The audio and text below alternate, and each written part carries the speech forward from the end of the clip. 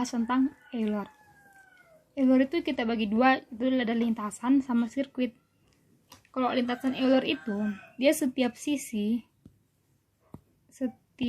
ini kan sisi A ke B ada satu sisi, ini sisinya, ini sisi, semua sisi ini dia dilewati cuma satu kali, nggak boleh dua kali. Kalau ada dua kali dia bukan lintasan Euler, cuma lintasan biasa. Kalau dia sirkuit dia juga sama, dia lintasannya itu harus dilewati satu kali, tapi dia lintasan titik awal harus sama dengan titik akhir. Kayak contohnya kita mulai dari A.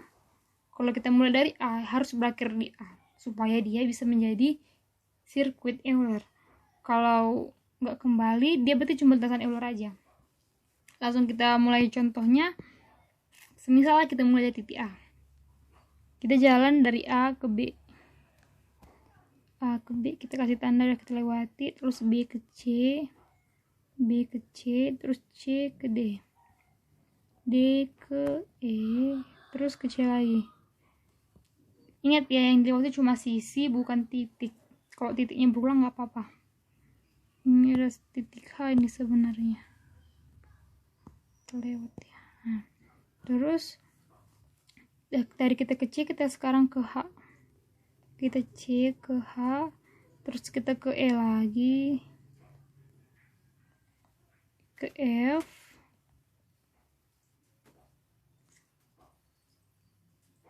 E ke F, baru E ke H,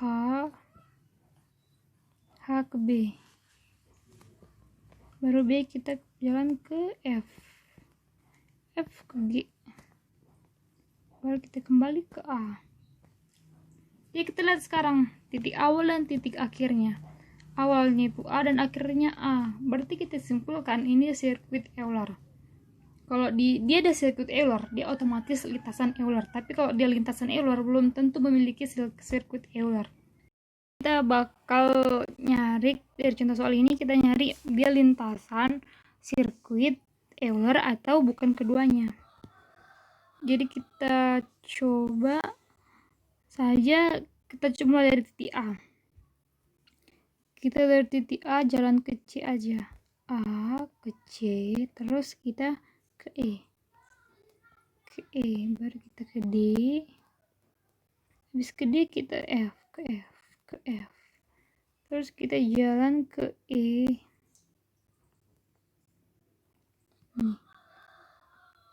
Terus kita mau ngelewatin si G. Kalau kita ke sini ke G, baru ke B, baru ke A, ada lintasan GD nggak dilewatin. Tapi kalau kita mau ke D, mau ke sini, dia bakal, kalau kita misal ke sini terus ke DF itu bakal terulang 2 kali. Berarti cara jalan kita salah, berarti kita harus mencari jalan yang lain.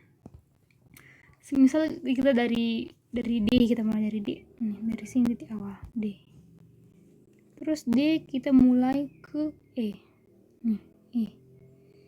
kita ke E, baru kita ke C, kita ke atas C, terus ke A, habis ke A kita ke B, terus kita ke F, terus kita kembali ke D, terus jalan kita ke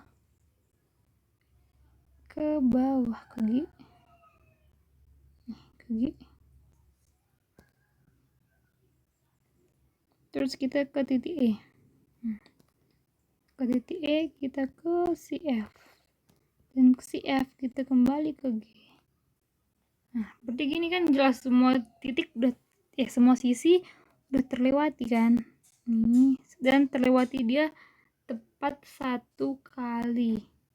Dan kita lihat titik awal dan titik akhirnya itu beda. Pada pembahasan kali ini kita akan membahas mengenai graf Hamilton. Pembahasan sebelumnya kan kita membahas tentang graf Euler, di mana graf Euler itu berbicara tentang sisi dengan sisi. Nah, pada graf Hamilton ini kita akan berbicara tentang simpul dengan simpul. Untuk lebih jelasnya, kita akan masuk kepada definisi graf Hamilton. Yang pertama itu lintasan Hamilton. Lintasan Hamilton ialah lintasan yang melalui tiap simpul dalam graf tepat satu kali. Sirkuit Hamilton ialah sirkuit yang melalui tiap simpul di dalam graf tepat satu kali, kecuali simpul asal atau sekaligus simpul akhir yang dilalui 2 kali. Maksudnya itu, bila lintasan itu kembali ke simpul asal, membentuk lintasan tertutup atau sirkuit, maka lintasan tertutup itu dinamakan sirkuit Hamilton. Kemudian yang ketiga itu graf yang memiliki sirkuit Hamilton dinamakan graf Hamilton. Sedangkan graf yang hanya memiliki lintasan Hamilton disebut graf semi Hamilton. Kemudian kita akan masuk ke contoh graf yang mengandung lintasan atau sirkuit Hamilton. Nah, pada bagian A ini disebut sebagai lintasan Hamilton. Kenapa? Karena lintasan Hamilton tadi kan lintasan yang melalui tiap simpul dalam satu graf tepat satu kali. Jika kita lihat dari titik 3, kemudian ke titik 2, ke titik 1, sama ke titik 4 kan dia melalui simpul itu tepat satu kali, walaupun dari titik 3 ke titik 1 tidak dilalui. Intinya itu dia memenuhi kalau dia itu melalui tepat satu kali simpul. Terus yang bagian B ini disebut sebagai graf yang memiliki sirkuit Hamilton. Kenapa? Karena dia itu melalui tiap simpul dalam graf itu tepat satu kali dan membentuk lintasan tertutup, atau maksudnya itu kembali ke simpul asal. Contohnya itu dari titik 3 ke titik 2, ke titik 1, ke titik 4, dan ke titik 3. Maaf, di sini harusnya ada titik 3. Nah, pada bagian C ini graf yang tidak memiliki lintasan Hamilton dan sirkuit Hamilton. Kenapa? Karena dia tidak memenuhi syarat dari lintasan Hamilton dan sirkuit Hamilton tadi. Gitu. Kemudian kita akan masuk ke teorema pertama, yaitu teorema Dirac. Di mana teorema Dirac ini syarat cukup atau bukan syarat perlu supaya graf sederhana G dengan n buah simpul atau n lebih besar sama dengan 3 adalah graf Hamilton ialah bila derajat tiap simpul paling sedikit n per 2, yaitu dV, lebih besar sama dengan n per 2 untuk setiap simpul V di G. Kita lihat pada contoh pertama ini, n-nya itu kan 3, dengan tiap simpul memiliki dV, simpulnya itu ada 2. Nah, kalau kita hitung kan 3 per 2. 3 per 2 itu kan 1,5. Jadi 1,5 kalau dibulatkan itu bisa jadi 2 kan. Jadi dV-nya tadi 2. 2 lebih besar sama dengan 2. Berarti dia memenuhi teorema Dirac. Contoh yang kedua ini adalah n-nya sama dengan 4. Berarti 4 dibagi 2 kan 2. Nah, dia memenuhi teorema ini karena dV-nya tadi kan 2. Ini dV-nya 2. Berarti 2 lebih besar sama dengan 2. Memenuhi kan.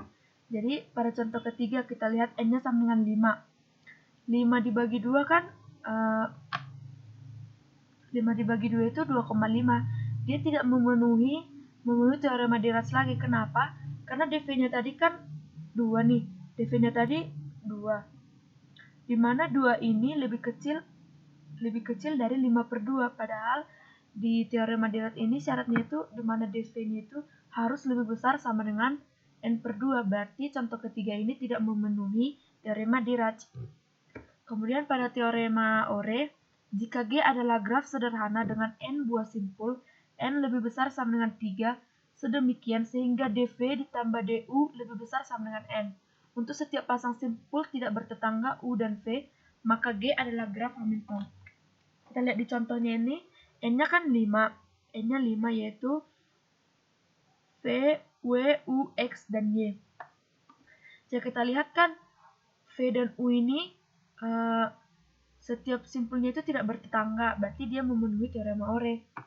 Kemudian di dV ini kan simpulnya itu ada 3, begitu juga dengan du-nya ada 3. Jika kita jumlahkan hasilnya itu 6, dimana sesuai dengan syarat teorema Ore tadi, hasilnya itu harus lebih besar sama dengan n. Ini kan memenuhi karena 6 itu lebih besar dari n, dimana n-nya itu adalah 5. Berarti G ini adalah graf Hamilton. Kemudian teorema 3, yaitu setiap graf lengkap adalah graf Hamilton. Graf lengkap dengan n buah simpul dilambangkan dengan Kn. Jumlah sisi pada graf lengkap yang terdiri dari n buah simpul adalah n dikali n kurang 1 per 2. Jika kita lihat gambar pertama ini kan n-nya sama dengan 1. Jadi Kemudian gambar kedua ini sama dengan N sama dengan 2. Kita lihat kan syarat dari graf Hamilton tadi kan lintasan yang melalui titik simpul dalam graf itu tepat satu kali. Jadi kita lihat di sini kan dari titik ini ke titik ini dan ke titik ini. Titik ini dia melalui lintasan itu tepat satu kali. Berarti dia memenuhi syarat dari lintasan Hamilton atau sirkuit Hamilton tadi. Berarti dia adalah graf Hamilton. Kemudian begitu juga pada contoh nomor 4 ini. Dia akan memenuhi syarat dari graf Hamilton. Kemudian pada teorema 4, dalam teorema 4 ini di dalam graf lengkap G dengan N buah simpul N lebih besar sama dengan 3, terdapat N kurang 1 faktorial per 2 buah sirkuit Hamilton. Nah, kita lihat pada contoh A, N-nya kan 3, N sama dengan 3. Terus kita masukkan ke rumus syarat dari rumus teorema 4 ini, yaitu N kurang 1 faktorial dibagi 2. Yaitu 3 dikurang 1 faktorial dibagi 2 hasilnya itu sama dengan 1. Berarti pada contoh A ini terdapat satu buah sirkuit Hamilton dengan N sama dengan 3. Begitu juga dengan contoh B ini, N-nya sama dengan 4. Kemudian kita masukkan ke rumus dari teorema 4 ini, yaitu N dikurang 1 faktorial dibagi 2, yaitu 4 dikurang 1 faktorial dibagi 2, yaitu hasilnya 3. Berarti terdapat 3 buah sirkuit Hamilton dengan N sama dengan 4. Kemudian pada teorema 5, dalam graf lengkap G dengan N buah simpul N lebih besar sama dengan 3 dan N ganjil, terdapat N kurang 1 per 2 buah sirkuit Hamilton yang saling lepas atau tidak ada sisi yang beririsan. Jika N genap dan N lebih besar sama dengan 4, maka di dalam G terdapat N kurang 2 per 2 buah sirkuit Hamilton yang saling lepas. Jika kita lihat dari contoh soal ini kan N-nya itu sama dengan 9, berarti dia ganjil, berarti kita menggunakan rumus N kurang 1 dibagi 2. Oke, kita lihat kan, jika kita lihat pada soal ini, yang garis tebal ini berikut adalah simpul yang akan dilalui jika kita lihat dari garis tebal ini. Dimana garis tebal ini akan memenuhi syarat dari sirkuit Hamilton tadi, yaitu sirkuit yang melalui tiap simpul di dalam graf tepat satu kali dan kembali ke simpul asal membentuk lintasan tertutup. Maka lintasan tertutup ini disebut dengan sirkuit Hamilton. Maka dia memenuhi sirkuit Hamilton tadi. Terus yang garis putus-putus juga begitu. Jika kita lihat kan kembali titik 1, kembali ke titik 1 juga. Maka kedua sirkuit di atas adalah 2 buah sirkuit Hamilton yang saling lepas. Sekian pembahasan tentang graf Hamilton. Terima kasih. Hai semua, kali ini kita akan membahas tree. Jadi sebelumnya kita harus tahu apa itu tree. Tree itu adalah graf yang tak berarah, yang saling terhubung, yang tidak mengandung sirkuit. Jadi kayak contohnya ini, dimana nanti kita tentuin dulu node-nya itu yang mana, root-nya itu yang mana, kemudian kita tentuin anak-anaknya yang mana gitu. Kemudian ada istilah forest atau hutan. Jadi kumpulan dari pohon yang saling lepas, yang tidak terhubung, maksudnya graf itu nggak saling membentuk sirkuit. Kemudian ada istilah root tree atau pohon berakar. Jadi kita tentuin dulu satu node sebagai root, kemudian kita bentuk lagi dan sisi-sisinya itu diberi arah. Jadi untuk menandakan bahwasanya ini adalah anaknya gitu. Misalkan ini kita tentuin rootnya itu, kemudian ada anak-anaknya, kemudian ada anaknya lagi gitu. Jadi kayak ini proses untuk membuat sebuah pohon berakar. Jadi ini adalah pohon yang berakarnya. Jadi kan kayak tadi, pohon itu nggak punya arah, ya kan? Jadi ini kayak proses untuk membentuk ini. Oke. Kemudian kita ada istilah pohon terurut atau ordering tree. Jadi nanti di mana urutan anak-anaknya itu penting. Jadi nanti di Alsrudat semester 4 kita akan bahas ada 2 jenis. ada maximum ordering sama minimum ordering. Maximum ordering berarti root-nya itu yang paling besar. Kalau misalkan ini tree-nya. Ini adalah minimum ordering, di mana root-nya itu yang paling kecil. Misalkan 1, 2, 3, 4, sampai 10. Jadi nanti, kalau misalkan maximum ordering, yang atas itu adalah 10, dilanjut lagi 9, 8, 7, dan seterusnya. Jadi satu ini akan di bawah. Oke? Sebelumnya, kita harus bahas apa itu istilah-istilah dalam tree. Aku ambil ini dari slide Alsrudat. Jadi ada root. Root itu adalah akar. Jadi root dari tree ini adalah A. Kemudian ada sibling atau saudara kandung. Sibling dari B ada C dan D. Kemudian ada internal node, di mana memiliki minimal satu child. Yaitu misalkan internal node itu yang mana aja gitu. Misalkan ada A, B, F, C. D ini termasuk internal node nggak? Nggak kan? Karena dia nggak punya anak. Karena syaratnya itu tadi minimal satu anak. Kemudian ada external node atau leaf, daun. Jadi ada E, I, J, K, G, H, D. Oke. Kemudian ada ancestor. Ancestor itu adalah nenek moyangnya. Jadi ancestor ini menyusuri tree ke atas dari sebuah node. Jadi ancestor dari, misalkan lah ancestor dari I, ada F, B, A. Kemudian descendant. Descendant itu adalah penelusuran tree ke bawah. Jadi kayak descendant dari B itu apa aja? Ada E, F, I, J, K gitu. Atau mungkin dari ini, descendant dari A, ada terlalu besar ya. Descendant dari C, apa aja? Ada G sama H. Kemudian ada div. Div itu adalah kedalaman jumlah ancestor suatu node. Jadi kayak div itu kedalaman, kayak mirip kedalaman laut lah. Jadi div dari graf ini, dari tree ini berapa gitu. Ini dari kedalaman 0, kedalaman 1, 2, 3. Jadi div-nya itu adalah 3. Height. Height itu adalah tinggi. Tinggi dari sebuah tree. Jadi tinggi itu ke atas. Ingat aja, div itu ke bawah, height itu tuh ke atas. Jadi ini ketinggian 0, ketinggian 1, 2, 3. Ada degree dari tree dan ada degree dari node. Degree dari tree berarti jumlah anak dari tree itu. Misalkan ini, berarti degree dari tree ini berapa? 1, 2, 3, 4, 5, 6, 7, 8, 9, 10. Jadi ada 10. Degree dari node A misalkan. Degree node A berapa aja? Berapa? Yaitu B, C, D. Berarti ada 3. Subtree. Subtree berarti minimal ini. Terdiri dari satu node dan descendant-nya. Jadi kayak misalkan ini subtree-nya, ini subtree-nya, ini juga subtree. Oke. Ada kedalaman. Oh iya, tadi kita bahas kan div sama height. Jadi kedalaman itu gini.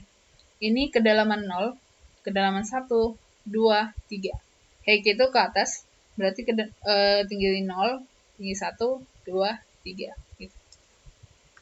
Kemudian ini ada soal latihan. Di mana kita dikasih di tree nih. Kita disuruh menentuin number of node. Jadi jumlah node itu berapa, height-nya itu yang mana, root node-nya itu yang mana, leaf-nya itu yang mana. Leaf itu leaf ini adalah jumlah node selain root. Ada internnya, ancestor, dan lain-lain. Oke. Di sini number of node. Number of node itu ada 9 kan? Karena jumlah node ini ada 9. 1, 2, 3, 4, 5, 6, 7, 8, 9. Baru ada height. Height itu ini height 0, height 1, height 2, height 3, 4. Makanya di sini 4.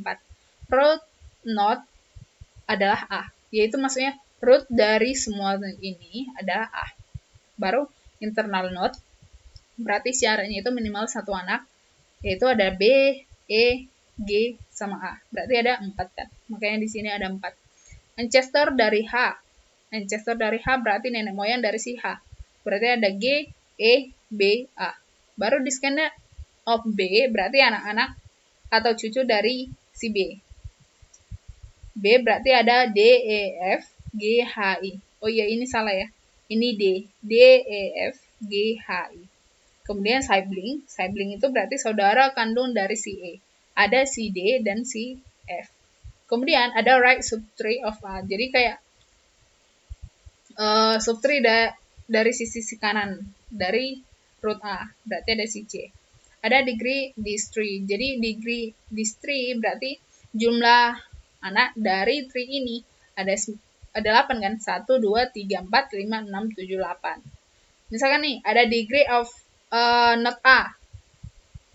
Jangan terlalu tinggi.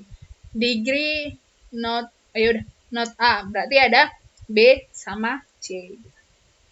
Kemudian, kita akan bahas expression tree. Ini masuk ke spending tree. Jadi ada ini kemarin kami masuk soal UAS tahun 2018. Jadi yang dikasih graf nih, nanti dikasih graf, tentu ini infixnya itu apa, prefixnya itu apa, sama postfixnya itu apa. Jadi infix itu berarti rootnya itu di tengah, berarti min ini di tengah, berarti bagi min F, kemudian ada kali, baru rootnya itu di tengah ya, bagi baru pangkat, kemudian kali, minus baru F, baru kemudian ada A, kali, baru plus, kemudian ada di sini tadi, ada D, ini dulu dari, bagi, baru D, baru pangkat E, baru min, baru F. Kemudian, ada lagi yang ini, karena ada level 1, 2, 3, 4, keempat, ada B dan C. Kemudian ada A, kayak tadi, A kali, baru B, plus C, baru bagi, baru masuk ke D, baru pangkat E, min F. Ini adalah proses untuk mendapatkan ini. Jadi nanti kalau kalian mau buat, ini adalah hasil infixnya. Baru prefix berarti rootnya itu di depan. Jadi min ini di depan dilanjut oleh bagi sama F. Kemudian dari sini kita udah dapat min tadi, ada kali, bagi dulu, baru kali, baru pangkat, gitu. Sampai seterusnya kita dapat ini. Kemudian ada postfix. Jadi postfix itu rootnya itu di belakang. Jadi kayak ini bagi, kiri, kanan, baru root dulu. Jadi bagi, F, min, kemudian ada lagi kali nanti, kali, baru kanan dulu, pangkat, baru bagi, kemudian dari F, baru min. Jadi kayak cara simpelnya itu, kalau yang prefix, gini. Min, prefix ya. Min, atas, kiri dulu, baru kanan. Kiri, baru masuk root yang paling bawah, baru kanan, masuk kiri, udah itu kanan, sisa ini, masuk ini, bagi kan, baru masuk ke D, baru ke E, udah itu sisa F. Oke, kemudian, ini kisi-kisi UAS lah, yang kemarin kami masuk ya, tahun 2018. Pertama, nanti kalian bahas lah itu graf. Graf itu kayak sifat-sifat graf, ada reflektif, yang 4 itu, ada reflektif, simetris, antisimetris, transitif. Baru ada lagi yang kayak equivalent ordering, partial ordering, itu masuk. Kemarin kami dapat di mana ya? Ya, seingat tuh ada soal itu, baru ada graf Euler sama Hamilton. Baru yang kedua ada transferal tree. Jadi ada expression tree yang tadi kita bahas, itu masuk 1. Baru ada spending tree, ini minimum spending tree. Ada yang kayak Prince, Kruskal, sama Gistrat kan. Kemarin kami masuk Gistrat, ya, kalau nggak salah Gistrat. Kemudian kalian juga harus bahas FSM sama FSA. Jadi automata sama automata berarti nggak ada output kan. FSM berarti dia punya output. ya guys ya ini yang FSM ini kayak mesin minuman yang di bandara itu kan bakalan keluar. Kami kemarin dapat satu soal dari FSM ini dikasih case. Nanti kalian tentuin gambar FSM-nya itu gimana. Baru automation mata itu juga automata ini juga dapat satu soal. Nanti dikasih kayak akhirannya itu 0 misalkan kan. Atau mungkin akhirannya itu adalah bilangan genap atau mungkin ganjil gitu. Karena waktu kita nggak banyak, jadi kalian bahas lah ya. Soalnya kan ngejar project juga, ngejar untuk persiapan UAS juga gitu. Jadi ingat aja nanti kalian bahas yang ini fokus ini karena bobotnya itu besar banget. FSM sama automation. Kemarin kami dapat kalau nggak salah di essay ya, essay. Jadi kalian fokus lah. Jadi itu dulu pembahasan kita tentang tree. Mungkin ini adalah tutorial terakhir, jadi mohon maaf karena emang nggak teratur dan emang karena jadwalnya padat banget.